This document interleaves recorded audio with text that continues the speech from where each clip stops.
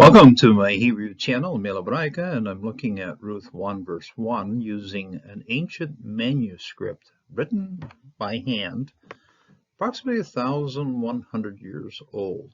This is about 100 years older than the one that's usually used for the electronic versions and the printed versions we have today. Those versions generally derive from the Leningrad Odyssey, but this is another 100 years before that. And does present some challenges because some of the accenting is simplified, missing some of the things that we do find in modern texts. But the consonantal text, of course, is still there very, very clearly, but also copied by hand, which means that there are times that letters can be a little bit hard to distinguish.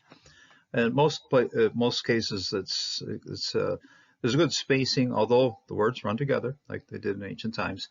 And in some cases they are really squashed together. So it gives it a little extra challenge to read it that way. But with a little practice, it is very doable. So let's get into reading Ruth 1 verse 1. And I'll also be covering some of the larger framework of this particular passage. And here it is. If you have an English Bible in hand, just keep it to one side. I suggest one of the standard translations where things are pretty close to what the translation follows the original pretty closely. So it makes it a little harder. It makes it a little easier to follow what's going on. Vehi, okay, bichme, shofet ha-shofetim, vehi ra'av ba'aretz. וילך איש מבית-לחם יהודה לגור בשדה מואב, הוא ואשתו ושני בניו. Starts out with Vehihi, okay, and it so happened, King James would use came to pass. This is the verb to be, haya. However, Hebrew doesn't need to prove something's existence, so it's what it is saying is this is an event, and it's one of the lovely ways of starting a narrative. So when you see this by he, okay, we're looking at a narrative. It's a story that's being told. He in the days of, days are time of, okay, plural form of yom, okay, the yod mem in the root. When you look it up in the dictionary, it's going to be yod vav mem, but this is yameh. In days of, so this is a construct form, and then this particular participle follows that, shofet, shofetim.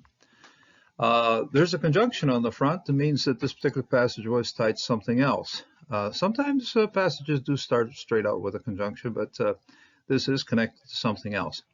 And if you have an English printed Bible and you look up where the book of Ruth is, you will find it in right behind or right after Judges. And the reasoning for that is very clear here, shofet, shofetim, the judging of the judges, okay, so during the time of the judges.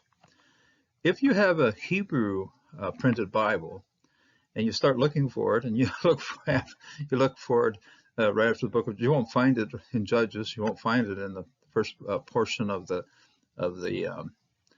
scriptures. You're going to find it way at the end, among the section of literature known as Ketuvim, the writings, and you'll find it right after the book of Proverbs 31. 31 is the Eshet Hayil. That's the section of Proverbs in which you have the virtuous woman. And so there, the connection of Ruth to the rest of the scripture is through a title that we'll see into the middle of the second chapter, the Eshet Hayil, the virtuous woman. Boaz declares Ruth to be a virtuous woman, Eshet Hayil. And that's the connection then with Proverbs. What we have here in this entire narration or story of what we have of Ruth is very much an illustration of what a virtuous woman is and does. So it's a very much of an event-based story here, things happening here. Okay? So, Vehi Mikmeh, the days of Shofet, that's both of these are participles. This one's to be judging, shofet, shefot, okay, sorry, shefot, ha-shofetim, okay, ha-shofetim, shofetim. This is plural, And so this is the action of judging, and this is the plural. The judges are judging, okay? Judges judging. Hebrew likes to do this kind of repetition here. The shin pe tet, shin pe tet are both here. This one's a plural. This one's a singular. This one has an article. This one has article starts it, and this one has a masculine ending to it. And then vayhi ra'av. Ra'av is famine. Now famine is a defining moment for peoples and for nations.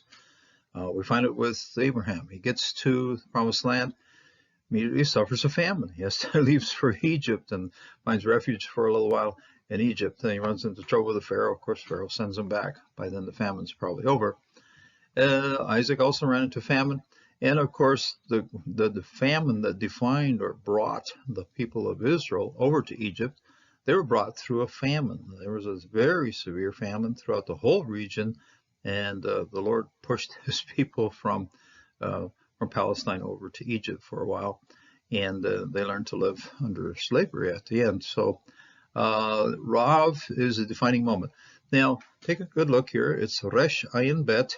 Now, Ra is, and we'll find Ra towards the end of our passage, the end of the first chapter of Ruth, where Naomi is complaining that Shaddai, the powerful God, has caused grief or trouble for her. Okay? So the Ra, Hera, you'll find that at the end. We'll get to that one.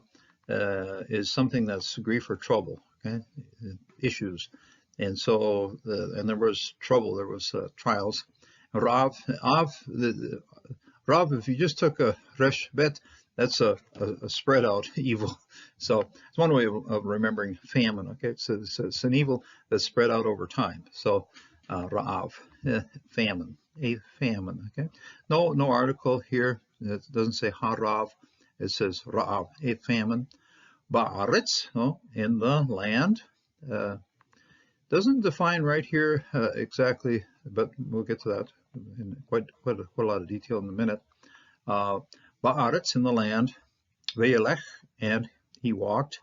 Ish, okay, a man. So take a good look at this one, because this is going to be a root of Ish, Isha, Ishto, Anashim, Nashim, and so forth. This is we're starting out, and in English you hear the word each. Okay, so each, and this is a man. So when you see the ish, each person there, this one here is Isha, a man, and this is his wife Ishto. Each person has a role. Okay, so in each time you see this one, each thing has something happening here. So this is, notice there's no article on the front here. That means a man, okay, someone.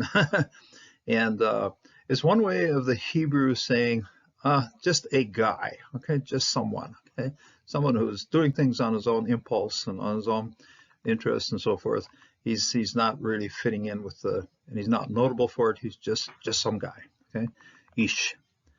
Mi Bethlehem, and all of a sudden here we have quite an extensive description of where he's coming from. A lot of not just geographical, family, tribe, his people. Okay, Mi Bethlehem. This is from the house of bread, Bethlehem. Okay, and it's this one's what's known as a segolate, and I got two segols here with accenting on the front, the first syllable here. So this, in accenting, I use a very simplified system known as milra or mil-el, and that's simply the positioning of the accent. It isn't the name of the accent, it's the positioning of the accent. The positioning of this muna is mil-el, up, okay? Why? You've got two syllables here, and the accent is pushed up to the front here. Bethlehem. By the way, this scribal form that we're using here, the ancient handwritten thing, uses a whole lot the rafe. Every time you'll see a rafe, you'll notice an absence of the dagesh. So a rafe is an anti-dagesh. In other words, it's going to smooth out. It's going to make the course of this particular word go follow right through. Okay. So whenever you see rafe, just slide forward. Okay. it's simply a guide to smooth reading. Okay, Bethlehem, Yehuda. Okay, again here. Notice the dagesh here, or the dalet has no dagesh in it, and so this patah, or no, this rafe, apparently carries for both of these. Okay, most of it's going to be making a soft dalet here. Yehuda. Okay, so the house of, and incidentally, this is ironic because we have a ra'av. Okay, we have a famine, and we have a famine in the house of bread. There's a lot of irony in our story, and this is one of them. The house of bread, the place that should have bread all the time, nope, doesn't have it. And so this person is driven from, or he takes it as an excuse to leave the city that the Lord had given to him. So, Bethlehem, Yehuda of Judah. Now, this does two things. One, it points down, or it indicates very clearly which Bethlehem. There was a Bethlehem up in the northern part of Israel. There's a Bethlehem just south of Jerusalem. This is the one that's in the south, in the tribe of Judah. It was the most northerly town of Judah until, of course, they took over Jerusalem. But before that, Bethlehem was a well-known. It's still a small place, but took on a lot of importance, especially when King David came from Bethlehem. Yehuda of Judah, Lagur, in order to stay. Lagur is to stay in a temporary fashion. Okay? And then this is a reflexive here. That this, every time you see a lamed in front of a verb, it's going to be working as an infinitive, in order to be staying, or to stay. Okay? To stay, or to live temporarily. Bishde, in the fields of Moab. Okay? Now, this is a very common way of describing Moab. Moab is not described to be as its cities or its kings or any kind of political entity. It's just simply fields.